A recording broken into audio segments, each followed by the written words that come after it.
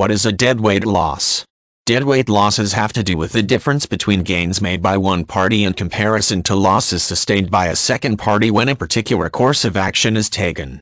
The concept of a deadweight loss can be applied to business dealings between individuals, the relationship between a producer and consumers who buy the business's products, or even the relationship between the government and the citizens residing with the government's jurisdiction.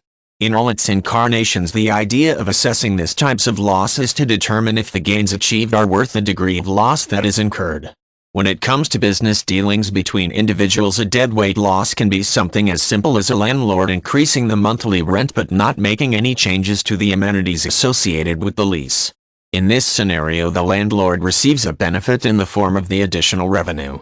The tenant sustains a loss in that no additional services are extended, and it is necessary to reduce spending in other areas of the household budget in order to honor the increased rent payment. With businesses, the same general approach to a deadweight loss takes place when the company chooses to increase the cost of the items it produces. While the company anticipates increased revenues, consumers are looking at paying more without receiving any additional benefit from the purchases. Assessing deadweight loss in this scenario is very important, since if the increase is enough to alienate a significant number of consumers, revenues will decrease in spite of the price increase per unit sold. Understanding deadweight loss is also important for governments.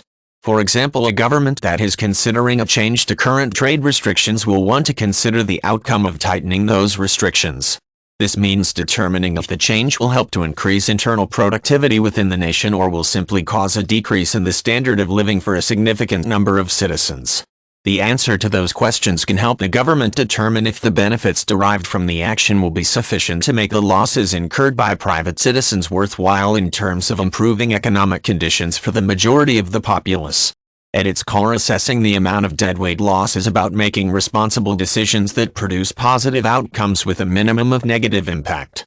Using this concept can often help individuals, businesses, and even governments avoid taking some sort of action that seems a good idea on the surface but ultimately creates more problems than it solves. When utilized properly, it is possible to avoid situations of net social loss, excess burden on key sectors of the population, and prevent companies in engaging in allocative inefficiency due to the irresponsible use of limited resources.